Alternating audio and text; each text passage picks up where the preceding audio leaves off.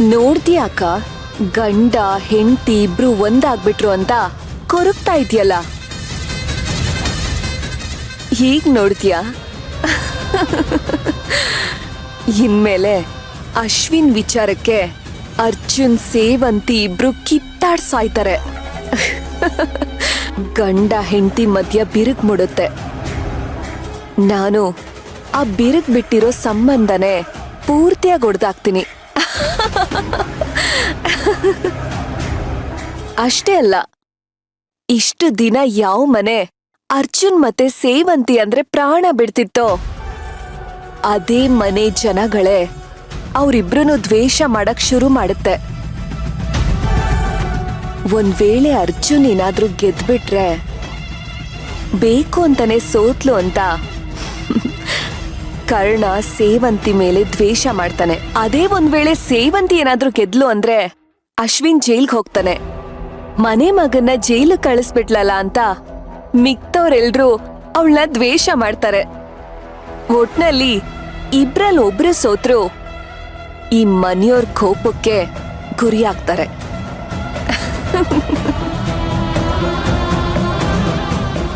ಲೋಕ್ ಕರ್ಣ ಅವಳು ಯಾವಳ್ದೋ ಜೀವನ ಕಾಪಾಡಕ್ಕೋಸ್ಕರ ನನ್ನ ಜೀವನನೇ ನರ್ಕ ಮಾಡ್ದೆ ಅಲ್ವಾ? ನರ್ಕ ಅಂದ್ರೆ ಏನು ಅಂತ ನಾನು ಈ ಭೂಮಿ ಮೇಲೆ ತೋರಿಸ್ತೀನಿ. ಅರ್ಜುನ್, ಕರ್ಣ, ಅಶ್ವಿನ್, ಒಟ್ನಲ್ಲಿ ಈ ಮನೆಯಲ್ಲಿ ಯಾರು ನೆಮ್ಮದಿಯಾಗಿರ್ಬಾರ್ದು. ಹಾಗ್ ಮಾಡ್ತೀನಿ.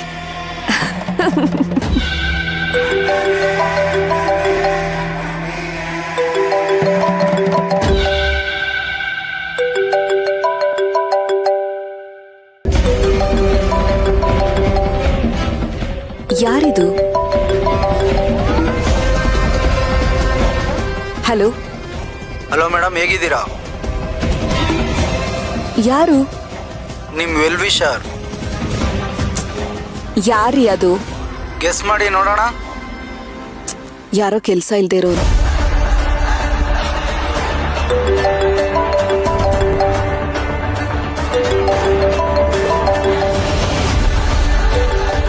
ಹಲೋ.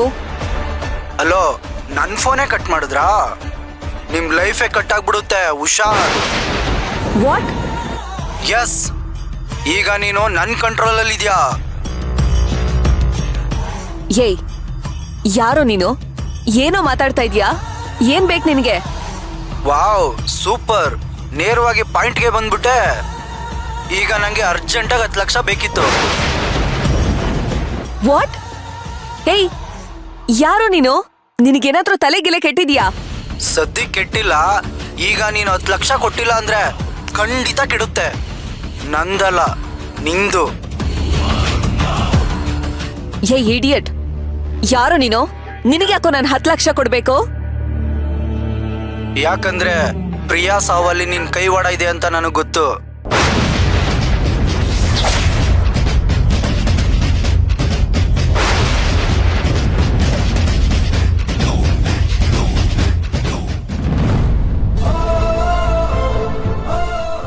ಅವತ್ತು ಈ ಗುಲಾಬಿ ಗಿಡ ನೆಡುವಾಗ ಅದೆಂಥದ್ದೇ ಪರಿಸ್ಥಿತಿ ಬಂದರೂ ನಾನು ನಿಮ್ಮ ಜೊತೆ ಇರ್ತೀನಿ ಬಾವ ಅಂತ ಹೇಳಿದ್ರಿ. ಈಗ ನನಗೋಸ್ಕರ, ನನ್ನ ಮಣಿಗೋಸ್ಕರ ನನ್ನ ಜೊತೆ ನಿಲ್ತೀರಾ? ನನ್ನ ಪರ ನಿಂತು ವಾದ ಮಾಡಿ ನನಗೆ ನ್ಯಾಯ ಕೊಡಿಸ್ತೀರಾ? ನನ್ನ ಮಣಿ ಆತ್ಮಕ್ಕೆ ಮುಕ್ತಿ ಸಿಗೋ ಹಾಗೆ ಮಾಡ್ತೀರಾ? ಇಷ್ಟು ದೊಡ್ಡ ಮನೆಯಲ್ಲಿ ನನ್ನವರು ಅಂತ ಯಾರೂ ಇಲ್ಲ. ಇರೋರು ನೀವು ಒಬ್ಬರೇ. ಅದಕ್ಕೆ ಅದು ನನ್ನ ತಾಯಿ ರೂಪದಲ್ಲಿ. ನೀವಿಲ್ಲ ಅಂತ ಹೇಳಲ್ಲ ಅಂತನೂ ನನಗೆ ಗೊತ್ತು. ಯಾಕಂದ್ರೆ ನೀವು ನನ್ನ ಹಾಗೆ ನ್ಯಾಯದ ಪರ. ಅಕ್ಕ, ನಿಮ್ ಕೈ ಮುಗಿತೀನಿ ಅಕ್ಕ. ದಯವಿಟ್ಟು ಕೇಸ್ ತಗೋಬೇಡಿ. ನನ್ನ ಗಂಡನ ದೂರ ಮಾಡ್ಬೇಡಿ ಅಕ್ಕ. ಪ್ಲೀಸ್ ಒಪ್ಕೋಬೇಡಿ.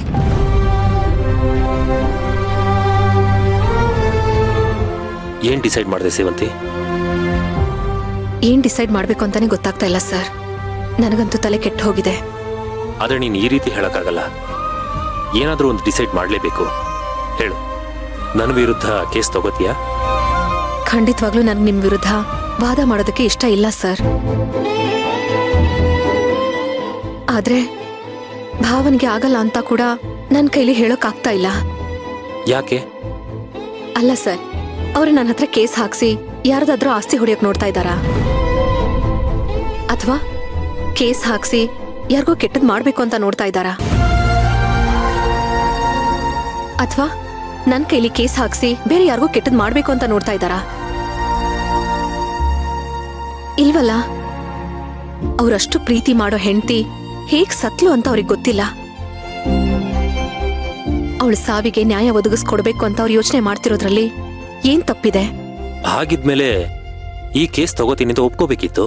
ಹಾಗೆ ಹೇಳೋದಕ್ಕೂ ನನಗೆ ಕಷ್ಟ ಆಗ್ತಿದೆ ಸರ್.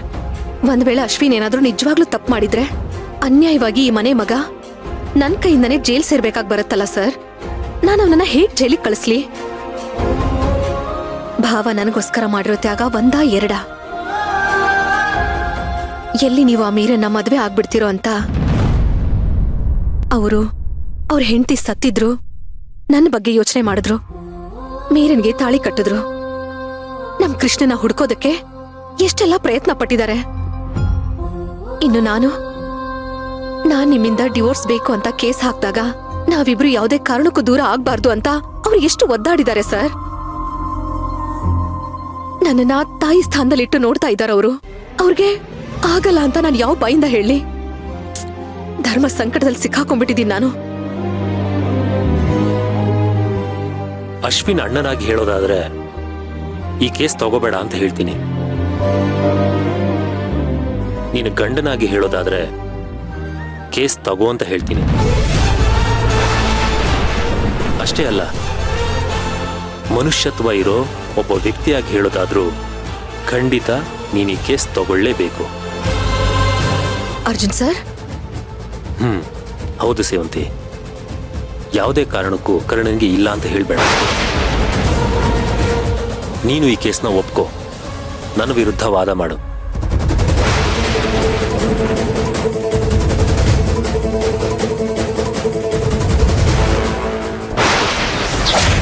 ಏನ್ ಮೇಡಮ್, ಇನ್ನೂ ಶಾಕಲ್ಲಿದ್ದೀರಾ? ಯಾರು ಇವನು? ಈ ವಿಷಯ ಇವನ್ಗೆ ಹೇಗ್ ಗೊತ್ತಾಯ್ತು?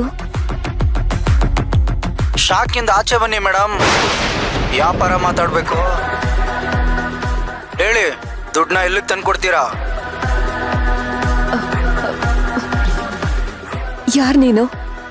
ಎಲ್ಲಿಂದ ಫೋನ್ ಮಾಡ್ತಿದ್ಯಾ? ನಾನು ಯಾರಾದ್ರೂ ಆಗಿರ್ಲಿ, ಅದೆಲ್ಲ ನಿಮ್ಗೆ ಯಾಕೆ ಮೇಡಮ್? ಈಗೇನು ನೀವು ಸೇಫ್ ಆಗ್ಬೇಕೋ ಬೇಡವೋ ಅಷ್ಟು ಹೇಳಿ.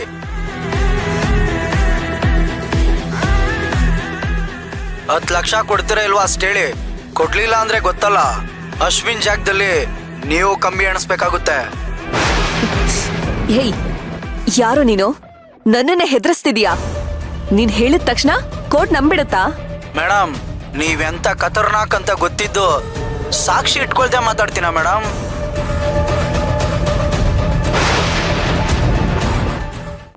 ಪ್ರಿಯಾನ ಕೊಂದಿದ್ದು ನೀವೇ ಅಂತ ನನ್ನ ಹತ್ರ ಸಾಕ್ಷಿ ಇದೆ.